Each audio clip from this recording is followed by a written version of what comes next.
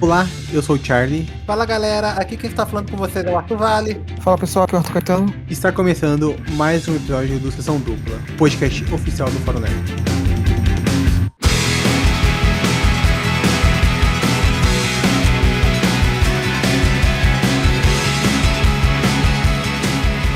Essa aí é mais uma edição do Sessão Dupla, um podcast mensal, ou quase mensal, às vezes atrasa um pouquinho, né? Estamos tendo vários problemas nas nossas vidas pessoais, então um dia o Arthur não pôde gravar, um dia o Pars não pôde, eu aí tive uns 2 dias que eu não consegui por conta de problemas pessoais, mas tá saindo um programa mensal, mais ou menos, onde nós comentamos 2 filmes, escolhemos 2 filmes, um filme do ano e um filme aleatório, no caso um filme desse ano, um filme de 2025, onde nós comentamos esses 2 filmes, destrinchamos um pouco, filmes que a gente tem bastante interesse em comentar. E esse aqui já é o 3º episódio, se eu não me engano. No primeiro episódio a gente falou de A Hora do Mal e O Herói de Ressaca. No segundo a gente falou de O Homem de Palha e Faça Ela Voltar. E nesse, como já está na capa e no título, nós vamos falar de Frankenstein, deste ano, o filme do Guilherme Del Toro. E o filme do Slamdunk, o The First Slamdunk, lá de 2023? Não, 2022, 2023, por aí. Mas antes de começar, vamos dar os recadinhos sempre. Não se esqueçam de se inscrever no canal do YouTube do Fórum Nerd, curtam os vídeos, compartilhem, comentem. É bem importante dar essa força aqui pra gente. Nos sigam nas nossas redes sociais que estão aqui na descrição. E é claro, de acessar o site do Fórum Nerd com notícias diárias, críticas, artigos, listas, textos, enfim,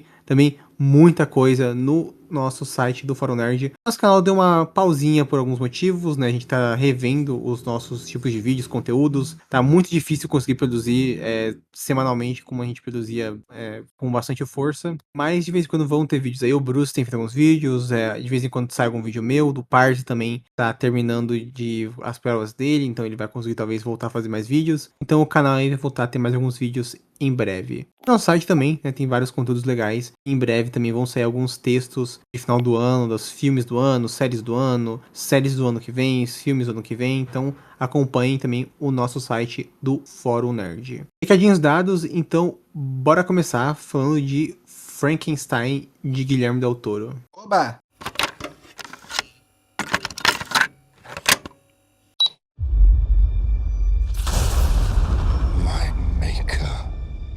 Told his tale. And I will tell you mine. Bem, Frankenstein, acho que ninguém aqui precisa explicar o que é o Frankenstein. É esse livro clássico aí da Mary Shelley, tem uma história inclusive de publicação maravilhosa, a história por trás da criação do Frankenstein é incrível, né? A Mary Shelley era uma garota de 16 anos quando ele escreveu o Frankenstein, era uma aposta, e ela basicamente criou a ficção científica. É uma garota de 16 anos há, sei lá, 200, 300 anos, então é uma loucura como o mundo que a gente tem hoje é por conta dela e de Frankenstein. E já foi adaptado 1000 vezes, já teve 1000 paródias, sei lá, a Turma da Mônica. Eu lembro quando eu era criança, eu via bastante um episódio lá aqui do Frankenstein deles. Já teve filme com o Kenneth Branagh, já teve versão animada, versão quadrinhos, sabe? Tem o Frankenstein na Marvel, tem o Frankenstein na DC, tem Frankenstein até em Star Wars, pá. Então é um personagem aí, um ícone da cultura pop, então a gente não precisa ficar explicando, né, a história em si do Frankenstein. E sabe qual é a parte mais engraçada? Eu que recomendei esse filme.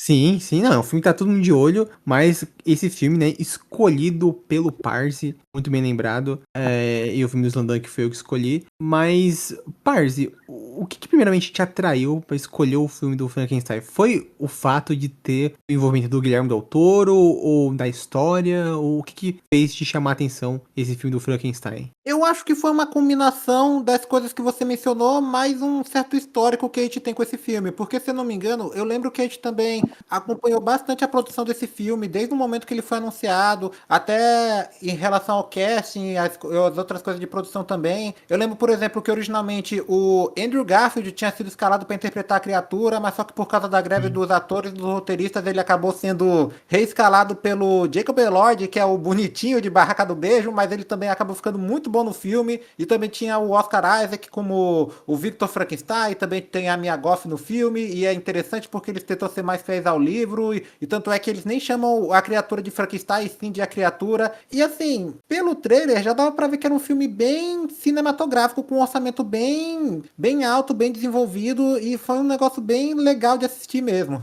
Não, eu fico impressionado com o que vocês. Com o seu conhecimento do que você usa de referência pro Jacob Elord. Porque assim, muita gente ficou surpresa com ele no Frankenstein, que ele tá todo muito bem. Pô, ele já tá muito bem no Euphoria, né? O Euforia. Ele é meio que é o vilãozinho principal, onde ele atua muito bem. Ele tava no. Ele interpretou o Elvis Presley no filme da Sofia Coppola, né? Da esposa do Elvis. Então, cara, é um ator que eu acho fantástico, mas.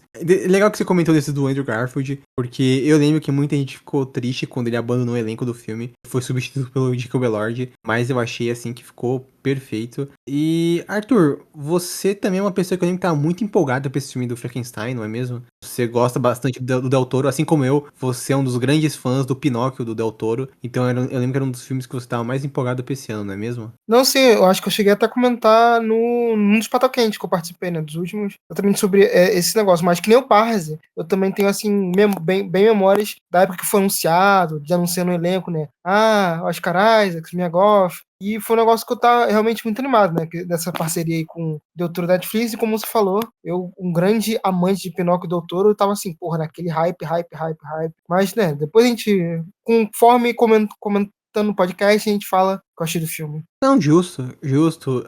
Eu, obviamente, tava muito interessado nesse filme, porque o Frankenstein é uma dessas grandes obras. E quem realmente é um grande fã de Frankenstein é o próprio Guilherme Del Toro, diretor mexicano. É um cara que é conhecido por fazer esses filmes de criaturas, né? O Labirinto do Fauno, os dois filmes do Hellboy, A Forma da Água, até aquele filme de vampiro lá que ele fez antigão, ó, Cronos. Blade 2? Blade 2, exatamente. Ele gosta muito de criaturas. Ele quase fez. Tem um Del Toro também famoso por ter 1000 projetos que não aconteceram, né? Nas Montanhas da Perdição, né? Lá na Montanha da Loucura, lá do Lovecraft, com Tom Cruise. Ele quase fez o Liga da Justiça Sombria, Monstro do Pântano. Ele é um cara muito apaixonado por criaturas, né? Por essas coisas. Até o próprio Pinóquio dele, a forma como ele faz algumas criaturas é bem interessante. Um diretor também oscarizado, né? Ele ganhou o Oscar pelo aquele filme lá, A Forma da Água, que tem o peixe lá, o peixe humano lá. E ele é um grande fã do Frankenstein. Ele é muito fã, principalmente, do Frankenstein do Bernie Wrightson, que ele fez Bernie Wrightson é um grande ilustrador. Aí é o co-criador do Monstro do Pântano. E ele fez, há uns anos atrás, antes dele falecer, ele chegou a ilustrar um livro do Frankenstein, que é umas artes, assim, inacreditáveis. E o Del Toro, ele é muito fã, ele até acredita o Bernie Wrightson aí nesse filme, como uma das grandes inspirações, algumas artes que ele usou, ele acreditou diretamente, para que alguns visuais ele acreditou diretamente esse quadrinista e ilustrador. E ele é muito fã do Frankenstein, é uma das obras favoritas da vida dele, e ele quis adaptar um projeto dos sonhos dele. Há muitos anos ele queria fazer, e agora ele conseguiu fazer esse filme sair do papel na Netflix. É o grande filme da Netflix aí do ano, que eles muito provavelmente vão levar para as premiações, né, junto com o K-Pop Demon Hunters. Nossa, eu não acredito que você colocou esses dois filmes. Tipo, eu gosto de K-pop e Demon Hunters, mas eu não acredito que você colocou esses dois filmes na mesma frase. Eu também, Sim. nossa, eu ouvi isso direito? Não, eu nem gosto desse filme, tá? Eu acho o filme ok. Mas eu digo que é um dos grandes filmes da Netflix do ano, né? Não tem jeito, tipo. Inclusive, é o filme que a Netflix vai levar pro Oscar, vão ser esses dois, né? Um pra melhor filme e um pra melhor animação, que vai levar, inclusive, tá? O K-Pop Demon Hunters. Pô, eu não tô comendo qualidade, né? Puta que pariu. Mas nenhum de vocês leu o Frankenstein da Mary Shelley, né? Que eu também não li. Não. Então, porque muitas reclamações que eu tenho visto com esse filme é as pessoas reclamando que ele muda muita coisa, né, do romance da Mary Shelley, principalmente pela questão da criatura e do Victor Frankenstein. Mas a história é aquela coisa básica, esse médico, esse cientista, doutor, chamado Victor Frankenstein, que aqui ele é interpretado pelo nosso querido Oscar Isaac, De alguma forma, o Frankenstein retornou. E ele é esse médico, esse cientista que tem um fascínio pelo corpo humano, pelas ligações, né? Ele tem todo um passado traumático com o pai, com a mãe. E ele decide que ele, não necessariamente ele vai renegar a Deus, mas ele quer criar um ser, né? Então ele busca por partes de corpo humano, ele apresenta todo um estudo que ele faz, é uma cena muito boa, inclusive, ele mostrando lá, tipo, pra um tribunal, assim, mostrando o corpo que ele recriou com outras partes humanas. Ele quer recriar um ser vivo do zero, utilizando partes, corpos aleatórios de pessoas mortas. E nisso ele consegue, né, atrair um cara, né, um homem rico pra financiar esse projeto dele, que é o Harlander, interpretado pelo Christopher Waltz, que é um cara que sempre faz o mesmo papel, né? Aqui ele tá mais uma vez interpretando esse mesmo papel. E ele financia o Dr. Victor Frankenstein e ele consegue, assim, depois de muitos anos, né, muitos meses, assim, construir essa criatura que é o Frankenstein, que muita gente chama de Frankenstein, né? Mas não, né? É o monstro de Frankenstein, sendo que aqui é a criatura, né? O monstro, interpretado pelo Jacob Elord. E é um filme do Toro, então tem muita aquela questão visual, né? E eu não vou mentir pra vocês, quando vi nos trailers eu achei legal, mas tava me dando uma sensaçãozinha meio Netflix, meio fake por trás de tudo. E vocês também sentiram isso no filme, ou vocês, tipo, não acharam o filme visualmente bonito? Eu, francamente, achei sim o filme visualmente bonito, porque assim, eu acho que só de olhar pra ele já dá pra notar que é uma grande produção do Del Toro, tanto é que eles até lançaram o filme nos cinemas por meio de uma janela de lançamento limitado, e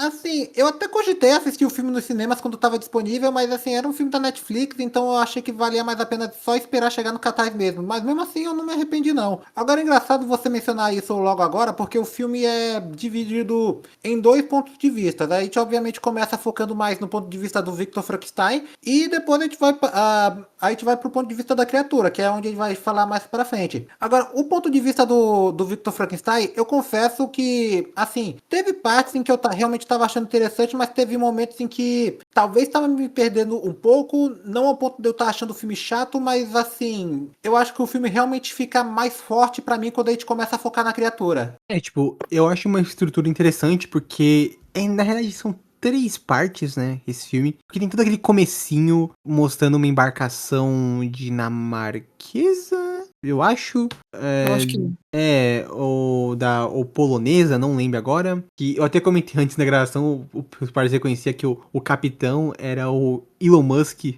azul da Star Wars, é o Lars Mikkelsen que interpreta o Almirante Thrawn na série da Ahsoka, nos desenhos lá de Star Wars. Ele é esse capitão e eles encontram esse homem desesperado no meio da neve, que é o personagem do Oscar Isaac, né? Eu não li o livro do Frankenstein, mas eu sei muito bem como o livro é, então é muito interessante porque a adaptação clássica, né, lá o filme dos anos 30, 40, lá o classicão, e várias outras eles não mostram essa parte, né, que é o Dr. Frankenstein fugindo, e essa parte dele no gelo, no Ártico, né, e porque boa parte do livro do Frankenstein é isso, é pelo ponto de vista do capitão escrevendo cartas, acho que pra irmã ou esposa, comentando, né, que a gente encontrou esse cara no meio do nada, ele tá completamente maluco, ele não fala quase nada, ele tá aterrorizado, tem alguma coisa que tá perseguindo ele, que a gente não sabe o que é. Então boa parte do livro é isso, e esse é o comecinho, né, do filme, mas ele tem essa estrutura, assim, de 3 partes, né, esse comecinho é o ponto de vista do Victor Frankenstein e o ponto de vista da criatura. Mas e você, Arthur, você achou essa parte visual do filme legal no geral, ou você, tipo, também estranhou um pouquinho de começo?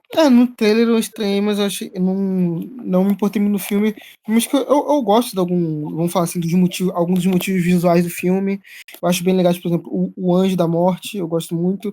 Porra, Uma foda coisa pra caralho. não, com certeza, mas uma coisa que é bem pequena, mas eu gosto muito, é das luvas do Victor Frankenstein. As luvas vermelhas. Sim, parece que a mão tá sempre ensanguentada, né? É, exatamente. Tem uma cena assim. Cara, eu esqueci qual é a cena. Acho que é uma das cenas que ele tá entrando no laboratório, ou ele tá encontrando com o Harlander, aí, tipo, ele tá com as mãos pra trás, tipo, ele tá Sim. com a camisa preta. Fica aquele negócio vermelho. Eu acho que fica muito bonito. Também, tipo, os vestidos da Mia Goth. E também outra coisa que eu gosto muito: os caixões dos pais do Frankenstein. Ah, Sim, tipo os aquele rostos, negócio. né? Tipo, primeiro que eles deixam os rostos expostos, depois colocam um negócio, tipo uma. Não é máscara, assim, é outra coisa. Eu não sei, outra peça da Tipo uma escultura, né? É, uma escultura de rosto. Tipo, aquilo esteticamente é interessante, sabe? Não, sim, bem lembrado. As luvas e os caixões, né? Assim, os castelos também, né? O castelo que ele mora é muito bonito. Inclusive, uma coisa que eu não sei se vocês sabiam, mas o Del Toro, ele cresceu num castelo quando era criança, né? Rico. Não, porque o pai dele, os pais ganharam, tipo, na Mega Sena. Então eles ficaram Caramba. milionários do dia pra noite e eles investiram muito bem lá numas coisas e compraram um castelo. E o Del Toro, ele falou que ele só é diretor de cinema. É isso, porque a família dele acabou ficando rica, ele meio que pôde escolher o que fazer, tá ligado? E aí ele decidiu virar diretor. Mas. Queria eu. Tanto é que tem uma história muito maluca que é que o pai do Del Toro foi sequestrado. Tipo, um negócio de sequestro e tipo, tinha. Não é recompensa, caralho. Como é que é o nome daquilo? Você sequestrado é um. Resgate? É, um resgate, assim. Quem ajudou o Del Toro foi o James Cameron, diretor de Avatar, né? Ele deu dinheiro ele ajudou muito o Del Toro nessa época, deu dinheiro pra ele, né? Por isso que eles são muito amigos. Mas o Del Toro, ele cresceu num castelo e por isso que ele tem muito esse fascínio também com essa arquitetura gótica e essas coisas. E ele incorporou bastante isso aqui no Frankenstein. Eu também, de início, eu achei meio zoado o visual nos trailers, mas eu me acostumei no filme e eu acho que hoje em dia, né, vendo o filme, eu acho bonito. Tem coisas estranhas, tipo, animal de CGI. Tipo, isso nunca não é bizarro, mas não é feio, sabe? Não incomoda. Tipo, Não, tem mas uma classe. assim, mas parece que eles chegaram a usar animais de verdade também no filme. Sim, tem cena com animais de verdade, mas, tipo, os lobos de CGI, né? Tem uma cena lá que é claramente o lobo de CGI, tá ligado? Mas Não, tudo bem, né? no filme de fato é CGI, mas tipo, na Netflix também tá disponível um documentário sobre a produção do filme e parece que teve um momento em que eles gravaram com lobos de verdade. Não, sim, a cena é tipo de perseguição. Agora tem cenas que é tipo o lobo ou o viado, o cervo, chega tipo perto da criatura. Claramente é um bicho de CGI, né? Mas eu não duvido que tenha partes com animais de verdade. E aí, né, o visual do filme no geral é bem legal. Ele constrói, né, essa criatura. E antes de falar dessa parte, o que vocês acharam do Oscar Isaac como o Dr. Victor Frankenstein? Assim, ele tá bem no filme, e que é engraçado que o Oscar Isaac é esse cara que a gente já viu em uma porrada de franquias. Tipo, ele tava em Star Wars, tava na Marvel, já fez filme com Inominável. Caraca, deixa eu tentar lembrar de outra coisa que ele fez. Ele tava em X-Men também, não sei. Ele é muito bom, né? Ele fez no Portal da Eternidade, o filme dos Irmãos Coen. Ele é muito bom, mas honestamente, ele não tá ruim no filme de maneira nenhuma, mas também tá qualquer coisa, assim. Não é um dos melhores trabalhos do Oscar Isaac. Pode botar o Pedro Pascal no Não, lugar dele. não. Também não, né? Aí a gente já teve muito Pedro Pascal esse ano. Eu acho que é mais interessante a gente falar mais do que o Del Toro quis fazer com o personagem do Victor Frankenstein, porque é muito interessante. Aí a gente começa vendo ele como garotinho, mostrando como era a relação dele com a família, com o pai, a mãe, até mesmo até o momento em que o irmão mais novo dele nasceu e a mãe dele acabou morrendo durante o parto. É engraçado que parece que o Del Toro parece que quer contar tipo uma história de alguém que tá tentando fugir desse ciclo de abuso que ele sofreu do pai, mas ele parece que... Mas quando chega a vez dele, ele parece que não consegue evitar de cometer alguns dos mesmos erros que o pai dele cometeu. Sim. E eu acho que a relação dele com o irmão é uma coisa muito legal durante o filme. Que a todo momento você acha que ela vai por um caminho, mas não, mantém um caminho legal. Então eu acho interessante nesse aspecto. Mas o Arthur comentou, eu tô até vendo o Frankenstein, se fosse feito pelo Twitter, ia ser o Pedro Pascal, o Victor Frankenstein, o Tom Holland como a criatura e a Sydney Sweeney com a personagem da Mia Goth, né? Mas Ah, que pesadelo. Mas, cara, assim, aí tem toda essa parte dele que eu achei a pior parte do filme, assim, dele montando a criatura e todo o draminha com a personagem da Mia Goth. Eu já vou admitir, essa é a pior parte do filme, essa personagem dela, eu achei a atuação dela horrível e a personagem em si fraquíssima, totalmente deslocada do filme. Até a parte dela com a criatura não funciona. E as roupas dela são muito bonitas, mas no geral eu achei ela a pior coisa desse filme disparada, assim. Ah, pô, mas Charlie, eu acho que deu uma das cenas que eu vi no filme, que foi a cena da confissão. Eu acho muito engraçado. Eu ia falar do confessionário, Aquela coisa engraçada. não me importei, não. Mas sei lá, eu não achei a Mia Goth horrível no filme, mas ela também não me impactou, por assim dizer. Eu não. Assim, eu gostei do detalhe que até vocês falaram que vocês não tinham entendido que ela interpreta também a mãe dele no passado, né? Isso é legal, né? Porque toda a questão do Édipo, né? Do Freud é legal, mas sei lá, eu achei a personagem dela e a atuação dela horríveis, assim. Que engraçado. A Mia Goth também é essa atriz que, tipo, ela não é feia, por assim dizer, muito pelo contrário, ela na verdade é uma mulher bonita, mas assim, quando eu olho pra ela, eu acho ela meio assustadora. Eu não sei porque ela gosta muito de se associar com filme de terror, então talvez seja por causa disso. E ela também tem esse negócio de interpretar dois personagens no mesmo filme. Uhum. Ela faz lá no X, ela faz também a velha, né? Então, a Pearl velha, né? Então, ela gosta também de fazer dois personagens no mesmo filme. E ela é brasileira, né? Sempre lembro disso. Não, mas, tematicamente funciona, né? Porque o Victor é obcecado pela própria mãe e ficou Sim, obcecado sim. pela personagem da Mia Goth. Mas Sim, e tem muito também uma coisa meio dele renegar o próprio pai e a medicina tradicional, né? Porque o pai era médico e queria que ele fosse médico, né? E ele estudou, então ele, tipo, dominava os conhecimentos, mas tinha uma micro coisinha que ele não sabia, o pai dele já ficava decepcionado. Então tem muito essa coisa dele renegar o pai, assim, a medicina. Por isso que ele, né, que quer essa criatura. Tem essas com a mãe, né? Então a questão com os pais é bem presente nesse personagem. E é bem legal esse aspecto do filme. Antes da gente partir pra parte que ele cria o Frankenstein, vocês gostaram do personagem do Christopher Waltz, o Harlander, que é o cara que financia, né, toda essa pesquisa, esse projeto do Victor Frankenstein? Olha, ele é um personagem que cumpre bem o seu papel, mas assim, eu também não sei se tem muito o que falar sobre ele. tipo, ele com certeza é o Christopher Waltz. Isso não tenho como negar, né? O Parzi em breve vai assistir os filmes do Tarantino, e o Parzi vai ver os dois filmes que ele fez com o Christopher Waltz, que é o Bastardos Inglórios e o Django. E, cara, é o mesmo personagem, né? Ele só faz o mesmo personagem em todo o filme. Faz muito bem. Mas, né, é um pouco cansativo, né? E, assim, é um personagem que até tem o twistzinho que ele tá morrendo, né? Mas whatever, isso aí. É um personagem que até, se não me engano, não tem o livro. Mas ele só serve realmente pra, né, financiar esse projeto do Victor Frankenstein. E, tipo, é meio do nada, assim, tá ligado? Sim. Não, né, tipo, e aí ele do nada pede de última hora o corpo, né? Sendo que isso era uma das primeiras coisas que ele devia ter pedido, né, pro Victor, se eu parar pra pensar. Explicar o porquê ele tava querendo financiar, fazer esse projeto acontecer. Não, sabe o que é engraçado? Depois que ele morre no filme, ele é um personagem que nem sequer faz falta. Sim. Não, e ninguém liga, né? O irmão dele não liga, a Mia Goth, que é a sobrinha dele, não é? Também, Eu tipo, acho que é a sobrinha. meio que caga também, tipo, meu tio sumiu, foda-se, né? Então, né, eles nem ligam. Mas a parada é que ele tem uma empresa de munição, né? De armas, e ele tá lucrando muito com a guerra.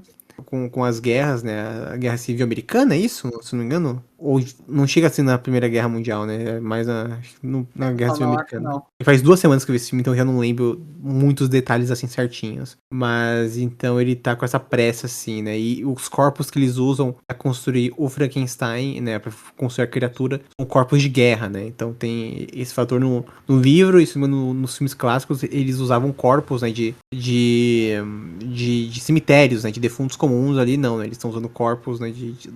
Das vítimas da guerra.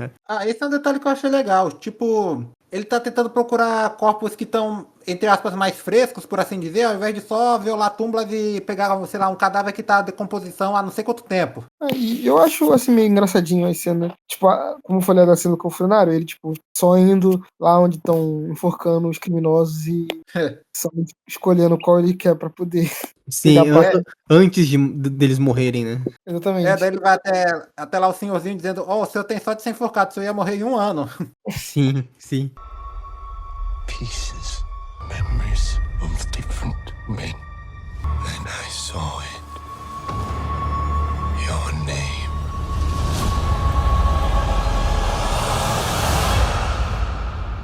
Victor Frankenstein.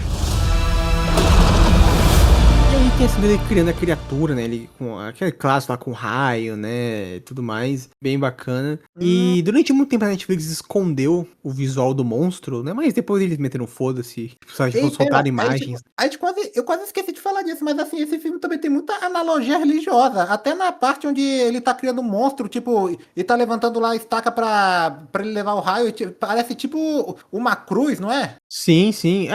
Porque toda a parada toda a mensagem do filme que o Del Toro meio que deu uma modificada, as pessoas não gostaram muito, quem é mais fã do livro, que é a própria tag do filme, né? Só monstros brincam de deuses, né? Brincam de Deus. Então realmente tem muito essa coisa, né, de Deus, né? Da figura religiosa, o próprio Anjo da Morte que o Arthur citou, que é muito da hora o visual, né? Então, você foi verdade, né? Tem muito essa iconografia da religião, né? De Deus, dos anjos. E vocês gostaram do visual do Frankenstein em si? Que a Netflix escondeu, mas, né, eles soltaram um visual, uma maquiagem, né? É um visual prático. E é bem diferente do que eu imaginava, né? Muito mais...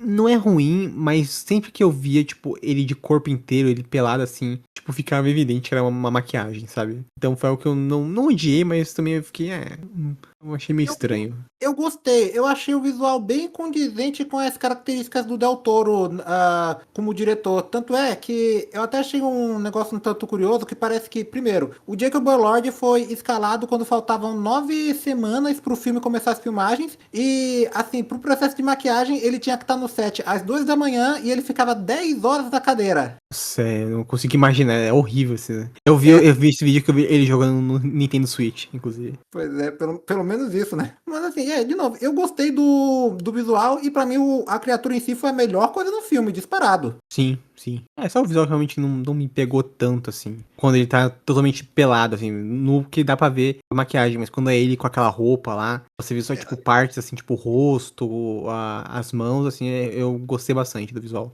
Também, eu acho que eu também gostei mais dele com cabelo, sabe?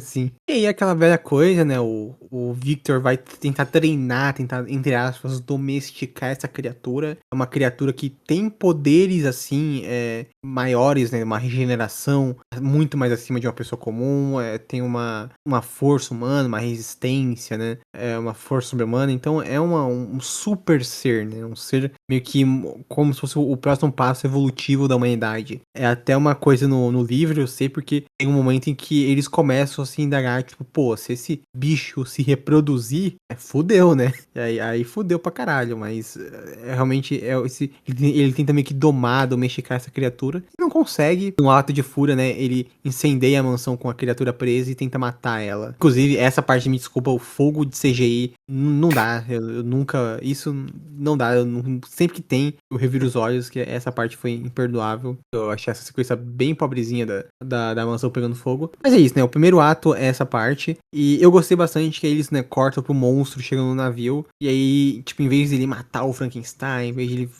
fazer alguma coisa assim, o monstro, ele conta a visão dele, né, e aí mostra a terceira parte do filme, a parte final, que é o ponto de vista da criatura, que o Parz falou, eu concordo, é a melhor parte do filme, assim, disparado. Inclusive, Parz, pra sua felicidade, não é você que vai citar, mas, né, o James Gunn também fez bem parecido com isso, né. Né?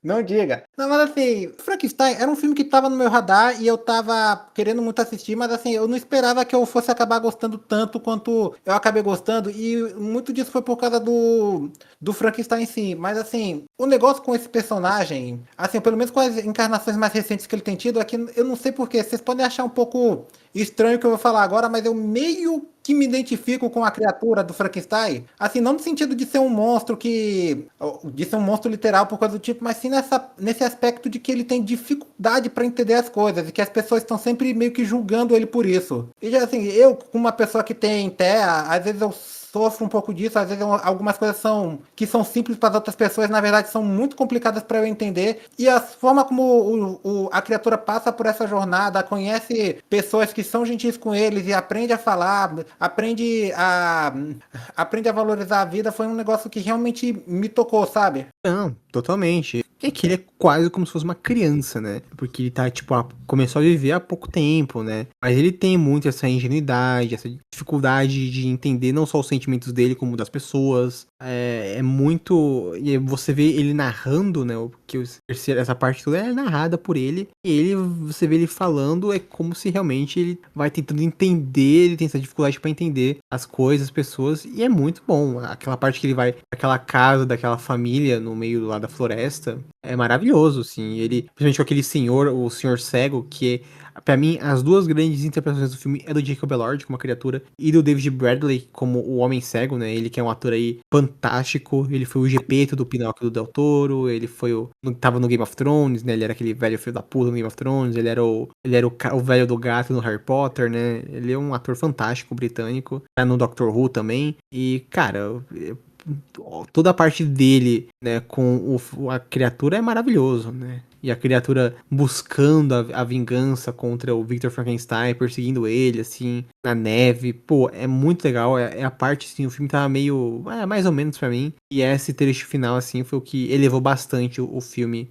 pra mim, no geral. Pois é, sabe o que também é engraçado? O Victor Frankenstein, ele criou essa criatura que é praticamente indestrutível e por causa disso ele acaba enxergando a vida como uma maldição, pelo menos por boa parte do filme. Ah, e outra coisa, isso não é uma crítica, né? É só uma pontuação. Mas é exatamente esse negócio meio silly de, obviamente, o Frankenstein ser uma criança, tipo, ele acabou de ser criado, né, do próprio Victor querer entender a morte, mas ele entender a vida, e, tipo, ele não conseguiu entender que tem que ensinar as coisas, né? Você não nasce sabendo, tá ligado? Como você. Então. Não, isso não é uma crítica, né? É só uma pontuação. Não. Assim, até, e você falou a verdade, o que na realidade faz ele criar esse ódio com a criatura é uma inveja, por conta da personagem da Mia Goth, né? Que ele vê os dois se aproximando e ele sente essa inveja. Então isso é uma coisa que catapulta muito esse atrito que surge entre os dois, né? Mas você falou a verdade, ele não sabe muito bem lidar com a criatura. Então, exatamente, é interessante. Mesmo que você tenha pontuado que você acha ela ruim, mas é interessante pelo menos no filme esse contraponto, né? Dela vindo de um convento, então ela tem uma apreciação muito pela vida, enquanto o Victor é obcecado pela morte, que não consegue entender a própria criatura que ele criou. Ele Nem não tempo. liga muito pra vida também, né? Ele não aprecia muito, assim, as pessoas. Ele tem uma visão mais cínica, crua, né, da vida, enquanto ela é mais bondosa e gentil. E quando vê a criatura, a primeira coisa que ela sente não é medo, né? E sim um fascínio e ela quer, tipo, ajudar a criatura, né? E também é engraçado, porque, tipo, tem muito essa questão, assim, de quem é um monstro e quem não é, mas só que tem literalmente uma parte do filme onde o próprio irmão do Victor fala que você era um monstro o tempo todo, ou coisa do tipo. Não, eu acho essa cena meio, desculpa, eu acho essa cena pífia, tá? É meio forçada, né? Então, porque a parada do filme que é meio zoado é porque o Del Toro, ele, tipo, sei lá, ele transforma o Victor Frankenstein no vilão. No vilãozão do filme, né? No monstro real do filme. E o monstro em si é meio que do bem. É um filme muito maniqueísta, no sentido de que o cara lá que é malvadão, e o cara que é muito. E a criatura, né, que vai ser o monstro, é o bondosão, sabe? E no livro não é assim, né? No livro, o monstro, tipo, porra, ele mata a criança, cara. Ele mata um monte de gente. No filme também ele mata um monte de gente, né? Isso que eu acho que é bizarro. Ele passa um puta pano assim pro monstro, porque, porra, ele matou um monte lá dos marinheiros lá que não fizeram nada. Então, né, ele tem esse contraponto que é a única coisa que faz o filme pecar um pouco pra mim e decair assim, não ser um dos melhores filmes do autor, por exemplo, é isso, né? Essa coisa que ele faz. E o final do filme, tipo assim, a gente vai falar depois, mas eu acho a cena final, tipo, eu desculpa, tá bom, eu te perdoo. Caralho, é muito do nada, assim, né? Tipo, até 5 minutos atrás você queria matar o cara e agora, só porque ele tá morrendo assim, você perdoa ele, assim, sabe, sem sentido. Não, ele não queria matar o Victor Frankenstein, ele queria torturar ele, é diferente. Ah, sim. Ah, obrigado, Parzi. Realmente muito diferente. Agora sim, mudou completamente. Mas é engraçado. A cena final dele se perdoando pode meio que parecer que surgiu do nada mesmo, mas eu ainda assim achei que a mensagem do filme no final foi bem bonita, sabe? Cara, eu lembro que eu tinha visto uma fanart da criatura de mãos, né, tipo, andando de mãos dadas com o Pinóquio do Del Toro, e é bem parecido nesse sentido, porque a criatura no final é isso, né, ela quer assim como no livro, ele pede pro Victor construir uma companheira, né, uma esposa pra ele, porque ele vai viver a eternidade, né, ele queria alguém que fosse como ele, que entendesse ele, entendesse os sentimentos dele, já que, né, ele não, entre aspas, é um ser imortal, né, ele não vai morrer, não dá pra matar ele, então ele quer isso, né? E no final tem todo um papinho do amor e tudo mais, e que ele não precisa disso. Assim, é bonitinho, mas eu não consegui comprar tanto por conta dessa. Que eu acho muito abrupta, assim, essa mudança, só porque ele tá morrendo, essa mudança, assim, de intenção da criatura do nada. E você, Arthur, esse finalzinho, você também achou meio meme ou assim como Pars e você gostou mais? Ah, não, eu gostei. Toda a sequência final, dele conversando, dele perdoando, né? Seguindo os ensinamentos do velho cego sobre perdão, e de certa forma perdoando o Victor mesmo com todos os erros, todas as coisas terríveis que ele fez. De ele pela morte da personagem da Mia Goth, que eu realmente não lembro o nome. Mas eu realmente gosto do filme. Não, do final. Aham, não, não, sim, sim. E bom, tem mais alguma coisa que vocês querem comentar do filme? Ou, tipo, alguma coisa que vocês querem destacar, em especial do Frankenstein do Del Toro? Ou, Bom, tipo, se não for as considerações finais, eu acho que não. ok, ok. Bom, então vamos, já que vocês vamos então para as considerações finais. Quero que vocês digam o que vocês acharam no geral do filme, uma nota e, né, do filme do Del Toro. Pode começar com o Parzi. Parzi, você gostou do Frankenstein do Del Toro? Qual seria a sua nota? Dá um resuminho aí do que você achou. Olha, o Frankenstein do Guilherme Del Toro eu achei um filme, no geral, muito bem produzido, com cenários bem feitos, figurinos legais. Um elenco razoável, mas que, assim, que se destaca muito pela atuação do Jacob Elordi como uma criatura que, aliás, é, pra mim, disparado a melhor coisa no filme. Eu gosto muito do personagem, eu gosto da jornada dele, e ele é realmente um personagem com que eu consegui me conectar até certo ponto, e eu também gosto muito da mensagem do filme em geral, sobre como a vida é algo belo que que a gente no geral, precisa apreciar e aproveitar o máximo que a gente pode. E, assim, foi uma experiência muito interessante, principalmente porque eu tô querendo começar a ver mais filmes desse tipo, e, no geral, eu acho que eu daria uma nota 8 pro filme. Arthur? Eu já vou puxando de lado que eu acho que eu dou a mesma nota quase daquele 8zinho de lei. Cara, porque eu acho que eu compartilho muito suas opiniões com ele. Eu acho que eu gostei muito de Jacob Elordi, tava muito animado pra ver como ele ia interpretar aquela altura. Tipo, isso não me decepcionou. Principalmente eu acho que nas cenas do Ártico, mas eu gosto dele daquelas cenas meio engraçadinhas dele escondido dentro da casa da família. Sei. Que é muito engraçado, porque tipo, ninguém pensou em procurar nada ali dentro e encontrar ele, mas tá bom, vamos lá, né? Foi, obviamente, o espírito da floresta, né, Arthur? Que deixou. Mas não, faz sentido pro velho, mas, tipo, pô. Não, mas não dá. Mano, ele constrói, tipo, cercadinho pros bichos à noite e ninguém vê. Tipo, ninguém levanta no meio da noite. Que barulho é esse? Tipo, que vai ver tem um homem gigante albino construindo, arrancando madeira e fazendo. Ninguém percebe, mas, como você falou, é meio engraçadinho. Não é ruim, mas é engraçadinho quando para pra pensar assim. E, de novo, visualmente, o filme é assim. Não vou dizer a melhor coisa que eu vi, mas o Del Toro sabe, né? Foda, cara. Eu não acredito que, quando o assunto não é DC, eu e o Arthur, nós estamos em sincronia. Quando Eu você acho que conhece o filme, né? Quando é Marvel, vocês também estão em sincronia. Mas é isso, notinha 8. E você, meu amigo Charminho? O que é que você achou de Frankenstein? Já que você puxou, Arthur, eu gostei bastante, mas um pouquinho menos que vocês, eu daria uma nota 7. Porque assim, eu assim como você, como o Arthur, né, sou o presidente do fã-clube do Pinóquio, do Del Toro. Pra mim é um dos melhores filmes dessa década, assim, eu acho incrível. E eu gosto muito do Del Toro. O Del Toro não é um cara infalível, ele tem uns filmes que eu não sou tão fã. Aquele O Beco do Pesadelo eu acho apenas ok. Aquele O dos Robôs Gigantes, apesar de ser um filme quase que feito pra mim, eu não piro muito, eu acho qualquer coisa, o Círculo de Fogo, eu acho, ok.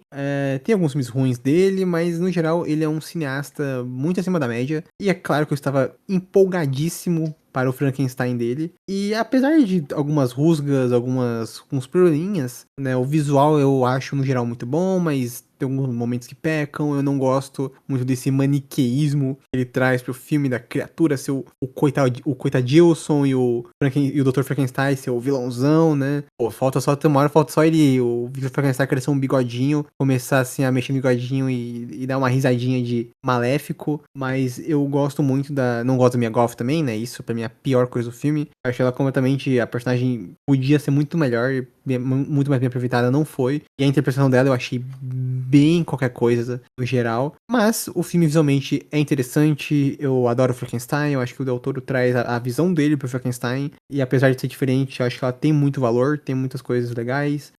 Gosto, todo o trecho da criatura eu acho impecável com o Jacob Elordi. Ele atua muito bem, o Parsi falou, é verdade, ele foi pra mim a melhor atuação do filme. Eu acho que solidifica ele como um dos atores mais interessantes da geração direção dele, um cara que tá despontando vários filmes, várias séries legais, interessantes. Então, que bom, fico feliz. Muita gente lembra que era contra ele ser o 007, mas eu acho que ele tem uma vibe boa também. E ele é um ótimo ator, só não é britânico, enfim, mas eu acho ele um cara muito bom e quero muito ver os próximos projetos dele. No geral, o Frankenstein do Guilherme Del Toro está disponível na Netflix, é um filme bem legal e aqui todo mundo recomenda bastante.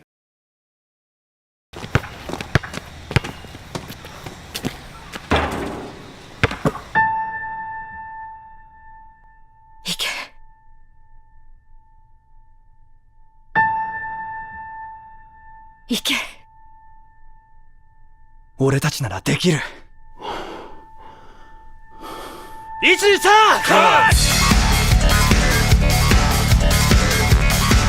Vamos para o segundo filme e último filme que a gente vai comentar nesse programa, o filme que eu escolhi, eu estava mais empolgado para comentar com vocês. Eu não sei, eu só sei o que o Arthur achou do filme um pouco pela nota, mas o Parzi eu não faço ideia o que ele achou. Eu quero muito ver a opinião de vocês, que é o filme Slamdunk, o The First Slamdunk. Eu não sei se tem nome em português aqui no Brasil. Antes de eu dar o contexto do que é esse filme, o que é o Slamdunk, Parzi e Arthur, não precisa falar do que vocês acharam do filme, mas como foi a experiência de vocês quando eu falei que eu queria escolher esse filme? Quando vocês viram que esse filme era e quando vocês assistiram, qual foi a experiência de vocês? Foi algo mais positivo? Foi o que vocês esperavam? Vocês não gostaram? O que vocês acharam, assim? Olha, eu não tava esperando nada do filme pra início de conversa, mas eu também não imaginei que ele ia ser desse jeito. Num sentido positivo ou negativo? Negativo não é, e você já pode ficar tranquilo. Tá, ok. E você, Arthur? Assim, Thiago, eu te conheço, né? Obviamente. Eu conheço Slamdunk, eu nunca li Slamdunk, mas eu, obviamente, tenho um conhecimento, assim, prévio do que é Slamdunk.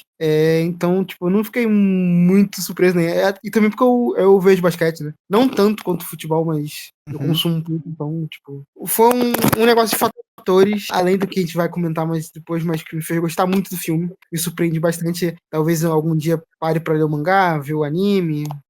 Assim, eu meio que tô na minha fase... Ai, eu não quero me chamar dessa palavra, mas eu tô Vai, assistindo... usa, covarde, usa.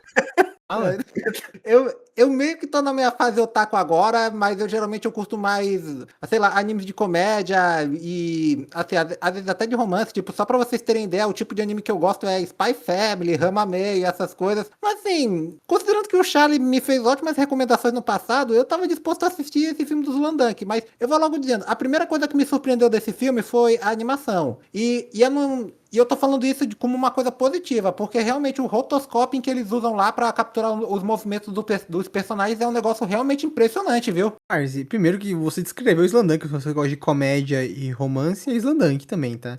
Mas só que pra mim o filme eu não tive essa impressão vendo o filme, muito porque a história gira muito em torno desse jogo, inclusive outra coisa que eu... Você pesquisou sobre isso? Não, eu tipo assisti o filme e aí depois que eu terminei eu fui ver, eu vi que o anime também tava no catálogo da Netflix e eu vi lá como era lá e o que me surpreendeu foi que o Ruivinho é o protagonista do anime, né? Então, The First Slamdunk é um filme que adapta o final de Slamdunk.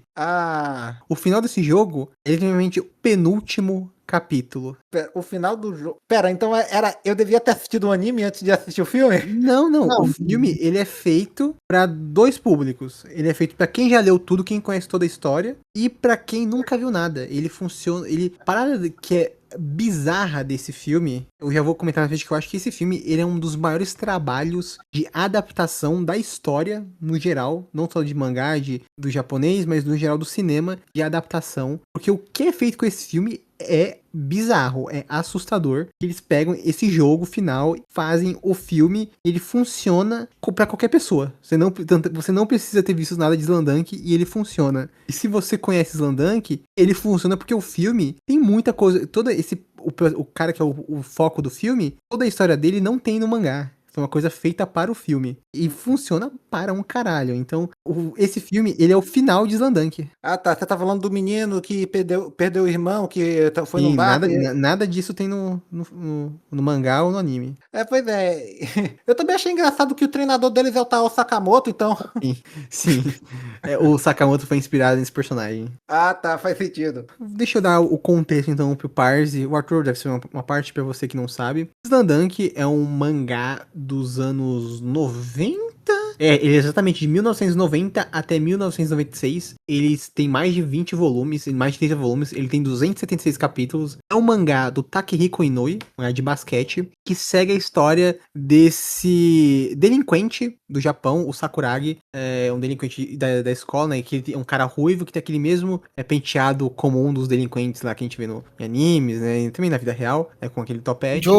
Jojo, o Kuwabara do Yu Hakusho. Tem todo mangá e anime tem esse personagem assim. E ele, né, é um cara alto, forte. Um dia ele esbarra numa garota que tá chamando gente pra participar do clube de basquete. Ele se apaixona por ela. Tem até uma cena nisso no filme. E por conta dessa garota, ele decide que ele quer entrar no clube de basquete da escola dele. Não, mas é engraçado que vocês tiveram que descrever até o nome do penteado dele, sendo que ele tá com cabelo curto no filme. Sim.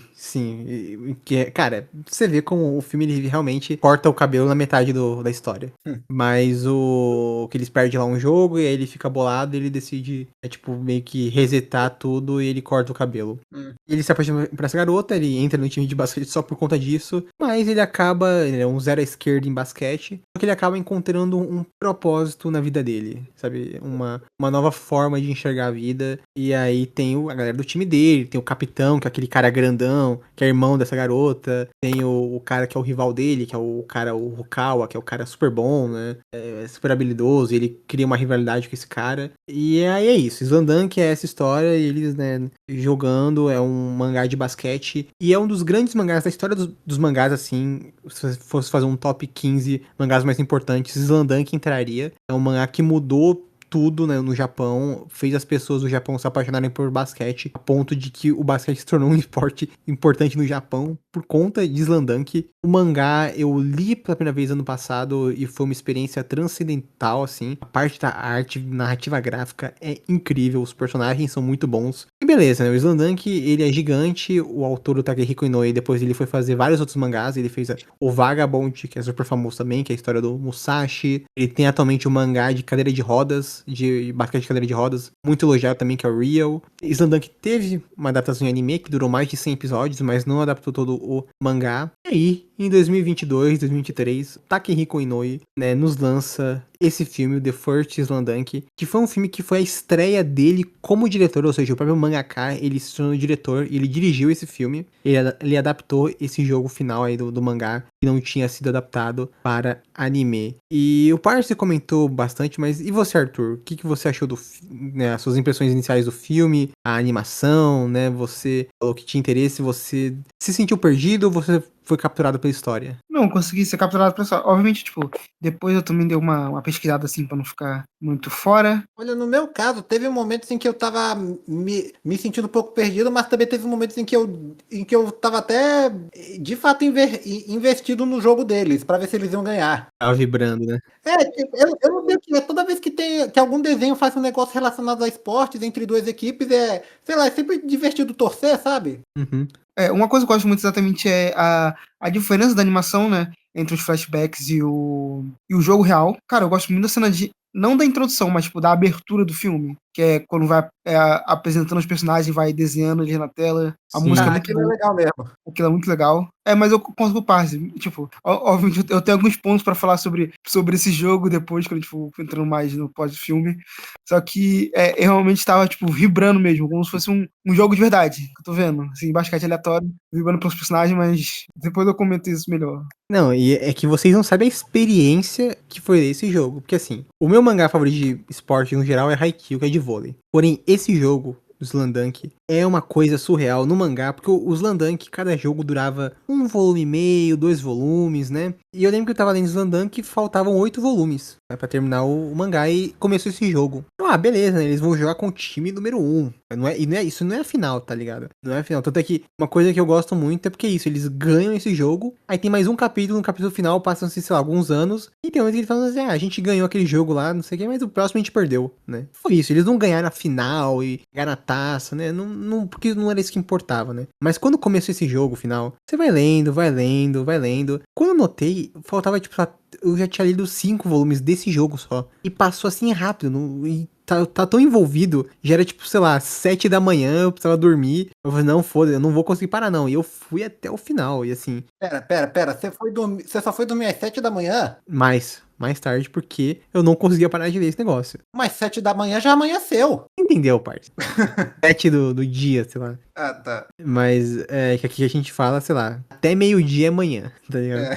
11 da manhã. Mas cara, e é uma assim, a experiência média de quem leu o Slam-Dunk foi isso. Acompanhar esse jogo. Eu sabia que provavelmente o Par ia comentar isso, né? Mas o protagonista do Slam-Dunk é o Sakuragi, o Kairi, o cara, né, com cabelo ruivo, né? Porém, o protagonista desse filme é o Ryota Miyagi, né? Que é o garoto lá, o cabelo mais cacheado e rápido. E como eu comentei, ele é um dos protagonistas na Slam-Dunk, mas toda essa parte com a família dele, o backstory dele, isso não existe no mangá e nem no anime, né? Foi criado para o filme, o próprio Takehiko Inoue, que é o diretor e roteirista, né? Ele decidiu adicionar essa história e fazer algo mais pra atrair as pessoas que, né, já leram o mangá, é um conteúdo original e funciona demais, né? Ele traz uma outra vertente para esse jogo, né? Já que ele vira o protagonista do filme, desse jogo, mas gera todo esse backstory dele que é muito bonito. Acho que, eu não sei se vocês se emocionaram, nada disso, né, mas pra mim é uma história muito bem contada, muito bonita. E vocês viram dublado ou legendado o filme, só pra saber? Legendado. Legendado? Dublado.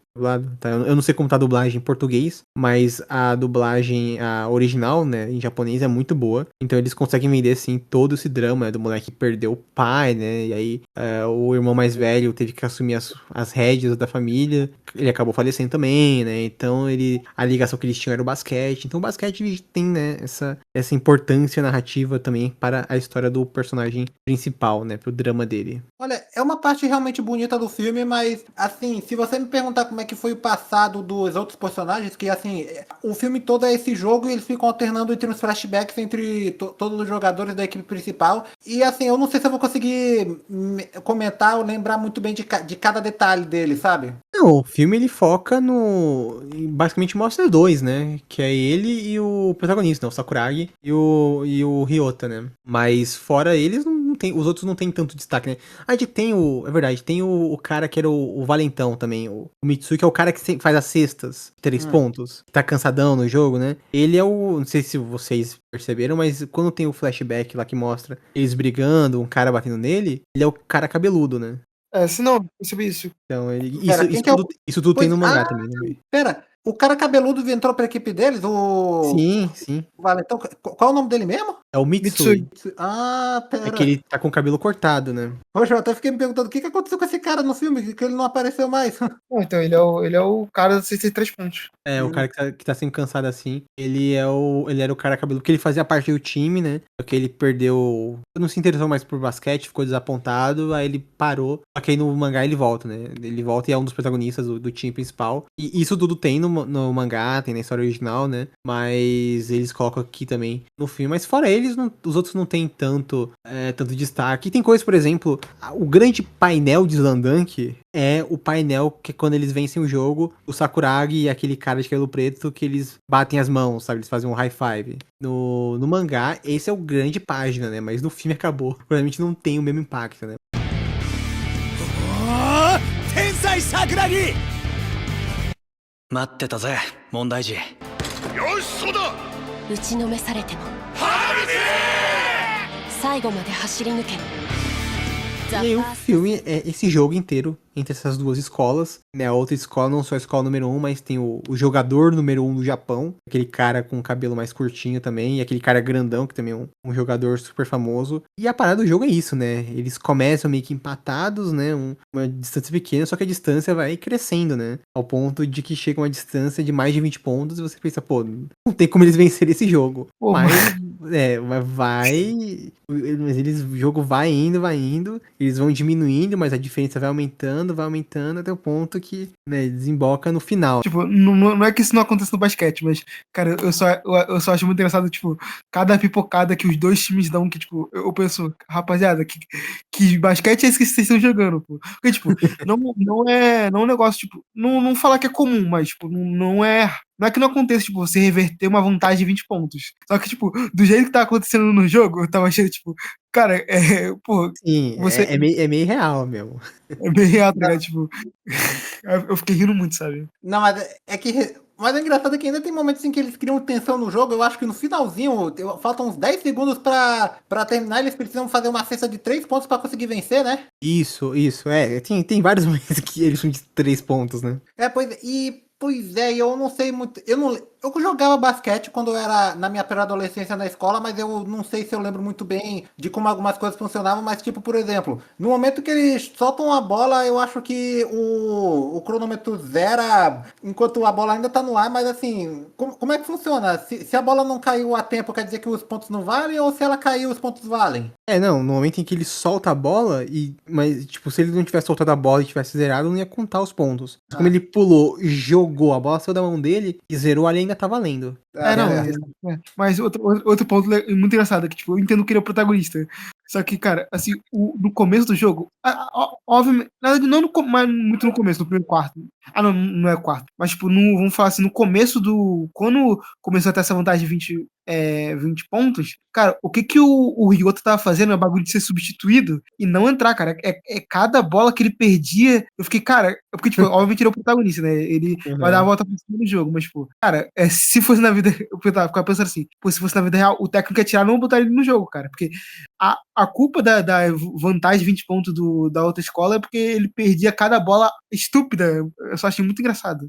Não é nem só tipo estúpido, porque o outro time era muito bom, né? E a parada é que o técnico deles, lá, o Sakamoto deles, lá, eu não lembro o nome do técnico deles, o gordinho, ele era um jogador fodalhão, né? Foi pro Mundial, não sei o quê, e se aposentou, né? E virou treinador. E é um desses personagens típico de mangá, que é o personagem sábio, e tipo, concordo, em qualquer jogo normal ele teria substituído o Sakuragi, teria substituído os outros, mas não, né? Ele quis acreditar até o fim, né? Aquela coisa bem shonen de acreditar no jogador, acreditar no personagem, né, até o fim. Mas é verdade, tem muita coisa lá que é irreal, mas é muito engraçado. O Sakuragi, que é o protagonista, né, o cara de cabelo, o cabelo ruivo, ele é um personagem muito engraçado, né? O Slandank é muito engraçado, por isso que o Paris ia gostar bastante. É que tem bastante humor, tem bastante romance, porque né, tem toda a parte daquele que quer namorar a menina lá. E, cara, ele cometendo, tipo, um monte de coisa amadora no jogo também, né? Olha, você tá me fazendo pensar que o filme vai melhorar pra mim se eu assistir um anime. Talvez, é que o filme já é incrível, né? Mas o filme acho que você vai gostar, porque você vai ter mais contexto, né? Das coisas. Mas Pera, o quê? Mas qual que é o contexto? Mas qual que é o contexto? Essa pra quem ouviu o podcast do Pacificador. Mas, cara, o Arthur falou, é verdade, tem muita forçação de barra, mas, sei lá, funciona. Porque é dramatizada, né? De esporte. De futebol. Esporte é assim, pô, tu falou de futebol sem querer. Principalmente porque, assim, como todo mangá e anime de esporte, você tem que ter a suspensão de descrença e as pessoas se importam nesse nível com o esporte escolar, né? Porque isso aqui não é a final da NBA, é a final do jogo de esporte das escolas, sei lá, da cidade, tá ligado? Tipo, não é nenhum campeonato, assim, gigante importante, né? E você vê que tá lotado, todo mundo torcendo, tratando como se fosse realmente a final da Copa, né? Então, são várias suspensões de descrença, mas quando você tem elas, você aproveita muito bem, né? E o Slandank, pelo menos, não tem poderzinho também, né? Como a Super Campeões, né? Não é também nesse nível de que os caras têm literalmente poderes, né? Que a bola pega fogo, invoca um demônio, nada disso, né? É um Eu gosto de sorte mais super-heróis. verossímil. Não, Caraca. é legal também, né? Mas eu também acho legal, mas é aquilo, né? Esse aqui é um verossímil, né? Na medida do possível. Não, eu também. Eu gosto um pouquinho das táticas, tipo, no começo do jogo, né? O Sakuragi meio que já ficando atrás de um dos defensores, né? Aquela puxadinha em camisa e pulando pra fazer a cesta. Essas táticas assim pequenas. Aham, sim, não, isso é bem real, né? E, tipo, ele espera o momento em que o árbitro não tá olhando, né? É bem legal. Se a gente puxar os flashbacks, né, e depois passar pra parte final, eu quero só falar de uma coisa que é a trilha sonora desse filme, que puta que pariu. Tem uns 3 momentos lá que a música sobe que não tem como você não ficar maluco, cara. É uma injeção de adrenalina que, cara, você fica maluco, né? Aquele momento em que ele pega uma abertura entre os dois caras e ele fala que ele é o baixinho, né? E ele passa entre os dois e começa a tocar a música tema do filme. Começa o tambor, né? O tan tan tan tan tan tan tan tan tan. Muito foda, assim. A trilha sonora desse filme é um espetáculo. Mas partindo pros flashbacks, flashback principal, né, do Ryota, que é o que tem o destaque mesmo, né? Vocês gostaram desse drama dele? Vocês se emocionaram? Que é, né, boa parte do filme é sobre isso, sobre ele, a relação dele com a mãe, a carta que ele fala, que ele escreve, né? Porque honestamente isso tudo não tem no mangá, como eu já comentei algumas vezes. Porém, é muito bonito, eu acho que é muito bem escrito e é muito uma coisa que o Takehiko Inoue, não que ele não tivesse habilidade nessa época, mas depois ele foi fazer o Vagabond, ele foi fazer outros mangás assim diferentes. Eu acho que ele amadureceu como escritor mesmo e ele é uma coisa que muita gente ele gostaria de ter incluído no Slamdunk original e ele decidiu incluir aqui agora, né? Nesse filme que ele dirige. E vocês gostaram desse drama, desse personagem, da maneira como ele conduziu a história com a mãe? Enfim, vocês gostaram disso? Olha, eu reconheço que é uma parte bem crucial da história, que é quando o filme tem os seus momentos de drama e mostra qual é a principal motivação do protagonista.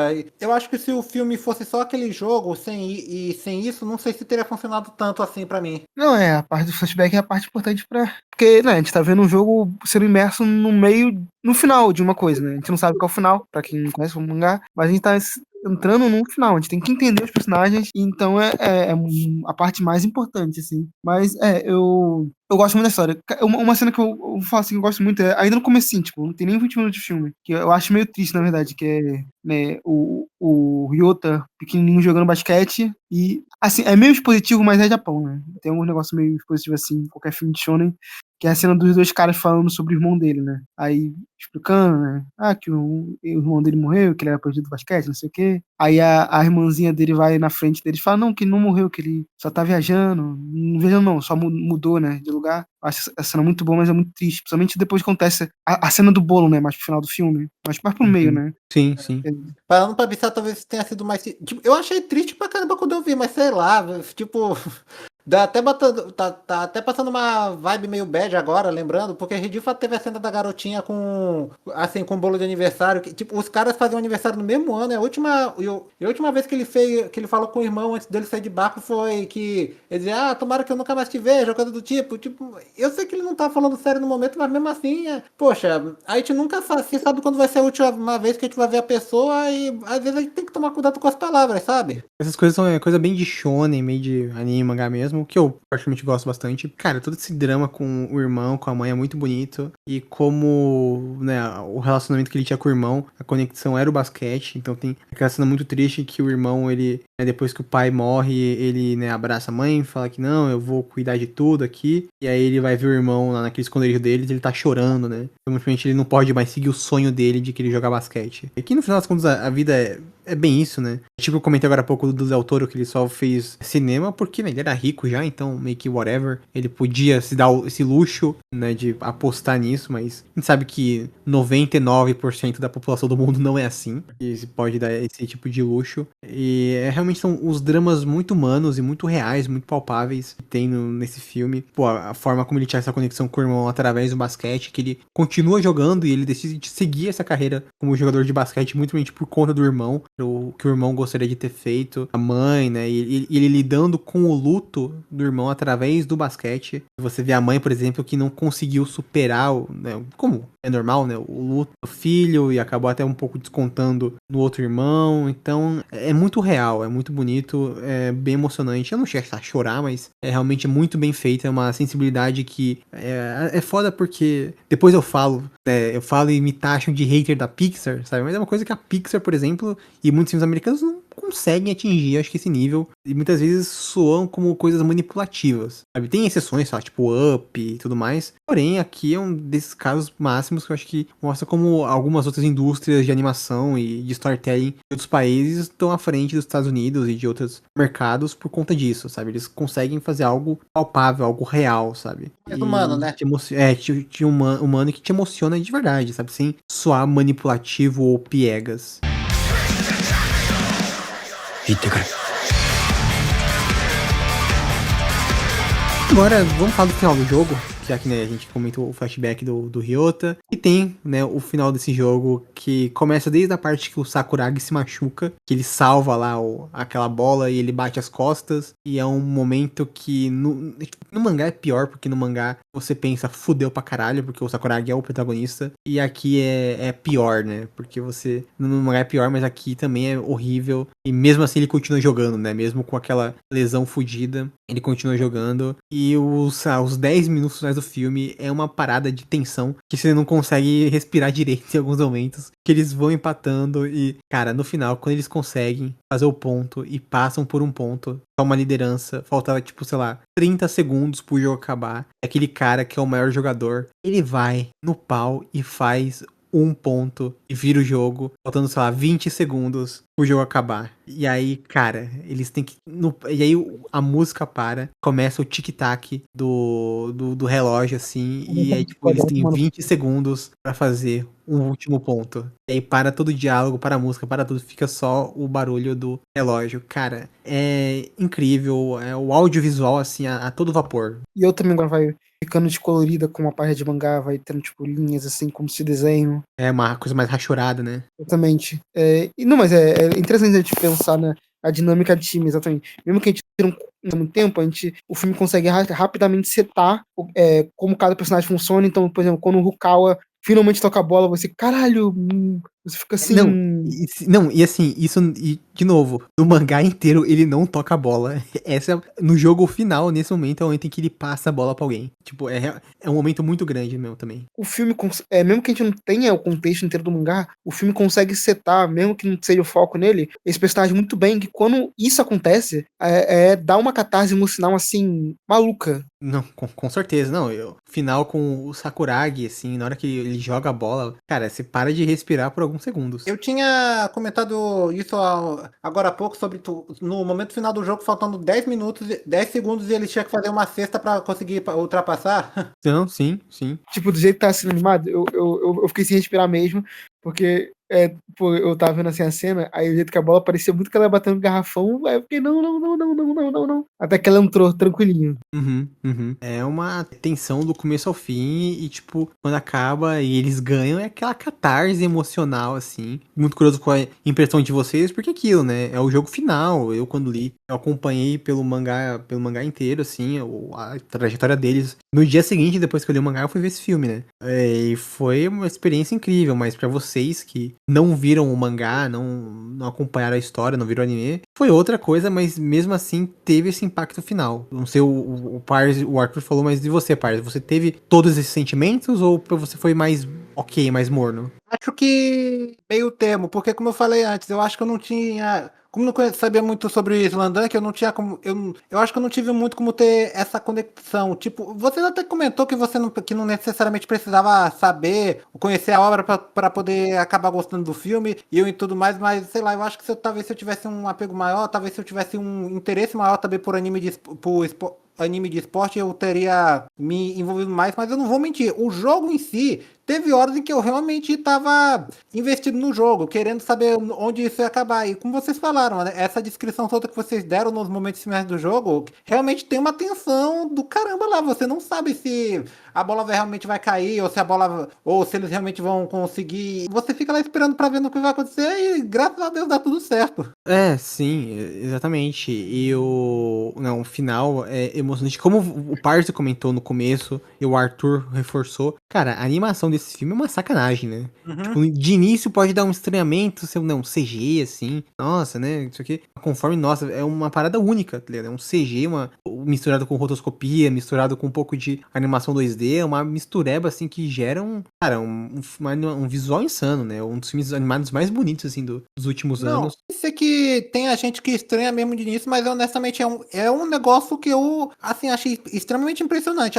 O pessoal fala desse estilo de aranhaverso que quase todo mundo tá querendo tentar replicar hoje em dia, mas, poxa, eu acho que esse de Slandunk não é de se jogar fora. Tipo, pelo amor de Deus, é praticamente. Os caras definitivamente devem ter usado o movimento de pessoas reais lá e realmente ficou um negócio impressionante. Sim, sim. E detalhe, como eu falei, é a estreia do cara como diretor, né? É o primeiro filme dele como diretor e ele já entrega esse negócio absurdo, né? Não, e pensar, só de imaginar, ele deve ter dirigido atores de verdade só pra poder desenhar por cima deles. É que ele já é, né, desenhista de mangá, né? Então ele já tem toda uma experiência. E assim, a arte do Takiko Inoue, eu acho que vocês não conhecem, mas Vagabond é um dos mangás mais famosos de todos os tempos. Não, aí, Charlie, você tá subestimando meu conhecimento. Não, você eu acho que conhece, mas parse, digite Vagabond mangá e veja as artes desse cara. O mangá faz 20 anos que ele publica, ele não terminou. Olha, eu escutei bonde e eu pensei imediatamente no cachorro da Anya. Não, é Vagabond e Vagabundo, meu. Ah, não, eu tô vendo aqui um cara, um espadachim muito bem desenhado pra início de conversa, tipo, bem detalhado, até os pelos da barba dele, coisa impressionante. Sim, veja as páginas desse mangá. É dele, né? Do mesmo cara do Slandunk, que é o que dirige esse filme. A gente não fugiu muito temas, mas só pra encerrar. Vagabond tem, tipo, capítulos que é um duelo. Parece, tipo, Dragon Ball, assim, que é um duelo dos dois. Que é sem diálogo, só dos caras se encarando. Capítulos inteiros disso. E é uma arte, uma tensão, uma narrativa assustadora. Esse cara é um gênio. Eu quero que ele termine os mangás dele, mas eu quero muito também que ele dirija outros tipos de filmes, outras animações. Eu quero muito ver o que ele vai fazer. O filme encerra, né? Eles vencem o jogo, tem a comemoraçãozinha e tem uma ceninha final, que também não tem no mangá, mas é legal que ele põe no filme. É do Ryota, né? Ele vai jogar nos Estados Unidos. Ele encontra com aquele cara do outro time, né? Que é o melhor do Japão. E eles, né? Mesmo sem. Você vê que ele cria um respeito mútuo, né, entre eles. Eles vão jogar em times diferentes. E é muito legalzinho esse final. Acho que fecha muito bem o arco desse personagem. Fecha assim com chave de ouro. É um grande final, não só pra franquia, mas pro Slandunk, né? Porque o capítulo final do Slandunk do mangá é mais focado, né? No Sakuragi. E com isso, acho que a gente já pode dar um encerramentozinho. Do mesmo jeito que eu falei com o Frankenstein. Eu quero que, Pars e Arthur, vocês deem aí suas considerações finais e uma nota para The First Slandunk. Pô, primeiramente, é muito engraçada a ideia de que primeiro aí tá falando de Frankenstein e do nada resolveu falar de um filme de anime de basquete. Não, Mas assim, maravilhoso. A proposta desse programa é isso mesmo. certo. Mas assim, Slandunk não é o tipo de filme que eu assistiria normalmente por escolha própria, então obrigado, Charlie, pela recomendação. E assim, é um filme que eu acho que eu deveria ter gostado mais, embora eu de fato reconheça que ele é um filme bom. E assim, mas acima de tudo, eu acho que o que me chama a atenção nele é mais o estilo de animação, porque eu sou um cara que gosta de reparar nessas coisas e eu acho o rotoscoping que eles usam extremamente impressionante e realmente dá pra reconhecer que é um filme feito por pessoas incrivelmente competentes naquilo que fazem. Então, realmente, eu acho que talvez, da mesma forma como o Charlie me influenciou a começar pra ver anime, talvez eu até queira assistir o anime original de Slandunk, talvez, pra ver se o filme melhora pra mim algum conceito. Então, Parse, só uma coisa. Assista Haikyuu, o de vôlei. E só Haikyuu. cuidado porque você vai destruir a sua vida, tá? Que esse é um que é feito pra você, tá? Só vou dizer isso. eu tô com medo agora. Ele tem na Netflix ou só na Crunchyroll? Ah, não sei. Aí você já tá pedindo demais. Assim, talvez eu assista o anime original de Slandunk, tá, pra ver se eu me invisto mais nos personagens. E, assim, mas minha nota humilde mesmo pro filme em si, eu acho que eu daria uma nota 7. Caraca, incrível. O vilão conseguiu ser o primeiro vilão da história desse podcast, mas tudo bem. Pô, ele elogiando o filme várias vezes no podcast, aí dá tipo, nota pior que Tá Frankenstein. bom, Né? tá bom, tá bom. Vou dar uma nota. Vou aumentar pra um 7,5 então. Não, já foi agora. Qual que é o contexto, Parzi? Sim, tipo, eu achei o filme interessante em alguns momentos. Teve momentos em que eu realmente gostei de acompanhar o jogo, mas anime de esporte não é geralmente muito minha praia. Tudo bem, você vai. Daqui a uns bons meses você vai ouvir esse programa e vai se arrepender do que você falou, hein? Puta que pariu. E você sabe que eu estou sempre certo, né, Parzi? Então. Não, mas eu já estou me imaginando parte do futuro escutando esse podcast e fiquei pensando, puta que pariu, o que que eu tava com a cabeça? Não, tudo bem. Eu vou apreciar esse bom momento no futuro. Ai, ai. Mas, Arthur, depois dessa heresia, pode dar suas considerações, por favor. Eu vou dar um 8, 8,5. Gosto também muito da animação, da mudança de animação entre os dois pontos principais da história. Eu consegui muito me afeiçoar rapidamente nesse pouco tempo que a gente tem com esses personagens.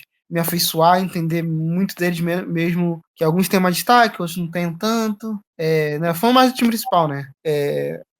Mas uma consideração final que é importante é que eu acho que deveriam demitir o Barbeiros do Japão, porque assim tem uns cabelos de alguns personagens que são horrorosos. É que você não viu no Yu-Gi-Oh, né, o Arthur? O cabelo do Yu-Gi-Oh. Que lá, assim, não é crime pra levar pro tribunal de Haia, né, cara? Cara, é incrível que o protagonista é o que tem o melhor cabelo de todos mais. Não, assim, o Rukawa tem os caras. O foda do galera do outro time, né? Não. Porra. Tem um cara que eu até não sabia como escrever, que é o cara que é o melhor do Japão, que ele tem um cabelo curto e grande ao mesmo tempo. É bizarro. É muito bom. Mas continuando, sim. Eu gosto muito da história do Ryota. É uma história que realmente deixou bem emocional, assim, tudo, principalmente esse negócio com a mãe dele. Eu achei ela meio babaca algumas partes do filme, mas eu entendo, porque perder o marido, perder o filho mais velho, assim, de forma, assim, vamos falar, entre aspas, rápida, não é exatamente muito bom pra cabeça da pessoa. E como você falou ali no meio que a gente tá falando, a trilha sonora também é assim, incrível. E de novo, voltando à parte final, os últimos segundos com tic-tac, tic-tac, tic-tac, criando aquela ansiedade, é só. É audiovisual, absoluto audiovisual, basicamente. Bom, eu adorei o filme. Eu sou suspeito porque eu gosto bastante de Slandunk, que eu li o mangá, né? Eu comentei conforme a minha experiência. Porém, eu vi vários vídeos de vários críticos, várias pessoas diferentes que não leram o mangá, não viram o anime, não conhecem nada, foram ver esse filme de primeira e também, né, foram surpreendidos e se apaixonaram por esse filme. Visualmente é incrível, a trilha sonora é espetacular. Eu acho que a narrativa desse filme é uma parada de maluco. E como eu comentei antes, é um trabalho de adaptação que eu tava pensando muito nisso ontem, que eu revi o filme ontem pra gravar esse podcast. E eu cheguei à conclusão que, dado as devidas proporções, tá? Obviamente eu sei disso, mas esse filme é basicamente o Akira dessa geração. Porque o Akira foi a mesma coisa, era um mangá que o autor do mangá, o Katsuhiro Otomo, decidiu, quer saber, eu vou dirigir a adaptação do meu mangá. Ele dirigiu a adaptação de Akira, que é muito diferente do mangá, muda um monte de coisa, adapta um monte de coisa cortando, né? É uma coisa mais linear, né? Do começo, ele pega o começo, pula metade e adapta os últimos capítulos, né? E é um clássico do cinema, uma parada gigante, absurda. E esse Slandunk é bem parecido nesse aspecto, que eu acho até mais curioso, porque é um filme de esporte, então é mais difícil de você, né, se acostumar como um Akira, por exemplo, mas em termos de adaptação, eu acho que é uma das grandes adaptações já feitas a história no quesito de você pegar o material de outra mídia, no caso o mangá, e adaptar para o audiovisual é coisa de maluco, insano, e pra mim não só é um dos melhores filmes assim dos últimos anos, mas pra mim é um dos melhores filmes dessa década, uma das melhores animações recentes que eu já vi. Eu daria uma nota 9 tranquilo assim, eu acho espetacular. Tem seus efeitos e tudo mais, mas é emocionante, é muito bem animado. Ele te causa sensações e emoções que são muito raras um filme te fazer causar. É o tipo de coisa que você assiste e até dá uma depressãozinha, porque você vê, pô, é uma coisa tão especial, tão única, que dificilmente eu vou conseguir ver algo nesse nível, algo que vai me trazer esses mesmos sentimentos, né? E como até uma pessoa que é fã de Slandunk, todo o flashback do Ryota e essa surpresa, essa reversão, assim, que a gente, porque eu não esperava que o filme fosse focado nele, que fosse ter toda essa coisa dele. Eu pensei que ia ser só uma adaptação do jogo final, mas não, tem todos esses conteúdos novos, essa perspectiva nova. Então, The First Slandunk, filme incrível, assistam, não precisa ter medo se você não conhece, se você caiu de paraquedas aqui, veja esse filme que é incrível. E atualmente, quando a gente tá gravando, ele está disponível no catálogo da Netflix. Eu me arrependo muito de não ter visto nos cinemas, já que ele passou aqui em alguns cinemas no Brasil. Bom, programinha encerrado. falamos bastante aqui do Frankenstein e do filme do Slandunk. Então agradecer mais uma vez o Parzi e o Arthur que já é quase que um dono aqui da casa, tá nos todos os programas. Muito obrigado pela participação, foi muito divertido conversar com vocês. Parecia que esse programa não ia sair, que Deus e o mundo conspirou contra a gente pra gente gravar, mas saiu. Foi um papo muito legal, tava muito ansioso pra conversar com vocês e foi divertidíssimo esse papo. Não, por nada, tipo, eu também tava com saudade de gravar os podcasts aqui com vocês e eu também espero poder conseguir produzir mais conteúdo pro canal. Eu pretendo, inclusive, tem certas coisas que eu quero falar sobre, mas tipo, foi legal poder conhecer outros filmes, poder recomendar também filmes pra vocês e, assim, bom papo. Volta no segundo, terceira, que eu gosto muito de fazer esse programa. E é realmente poder conhecer filmes novos, né? Assim, com a gente mudando. Tá bom que nos primeiros 2 podcasts eu escolhi metade dos filmes, né? Mas é sempre bom realmente ter essa troca com vocês. Filmes diferentes que a gente pode não ter visto. Ver um filme de anime e basquete. Não é um negócio que eu já queria ver há um tempo, mas, isso realmente dá aquele boost pra poder ter o maior interesse. E pra gente voltar a ver anime, né? Como o Parzi tá entrar na fase otaku. E eu prometo que estarei de volta no próximo programa, que a gente não sabe quando vai ser, qual vai ser, mas é isso. Não, com certeza. Se vocês quiserem voltar, foi um prazer. Vou tentar arrastar o nosso idoso criminoso a participar de um desses, mas é difícil, né? Porque crime em São Paulo é algo muito recorrente, muito difícil de se administrar. Então, Bruce, né, é bem ocupado. Mas tentar arrastar ele aqui, mas é bem legal ter vocês aqui. Ano que vem, né, também vai ter bastante programa, bastante filme pra gente comentar, pra gente escolher. Lembrando que as escolhas de hoje foram Parzi e minha, né? O Arthur escolheu 2 dos programas passados. Então é isso, muito obrigado, Parzi e Arthur, por terem participado aqui comigo. Dá os recadinhos sempre, não se esqueçam de se inscrever no canal do Foro Nerd, sigam a gente nas nossas redes sociais, tem muito conteúdo aí bacana que tá pra sair no nosso canal. E claro, também acessem o site do Foro Nerd com notícias diárias, críticas, artigos, listas, textos, enfim, muitíssima coisa de qualidade. Em breve vão sair também alguns textos bem legais lá no nosso site, os filmes das séries do ano, séries e filmes do ano que vem, aqueles listões lá básicos que a gente produz. É isso então, mais uma vez agradecer o Parzi e o Arthur por terem gravado aqui comigo e pra você que viu esse programinha aqui até agora. É isso então, a gente vai ficando por aqui, um beijo, um queijo, abraço e até o próximo mês, pessoal. Tchau, tchau. Tchau, pessoal, tchau. Tchau, Parzi, vilão, tchau. Tchau.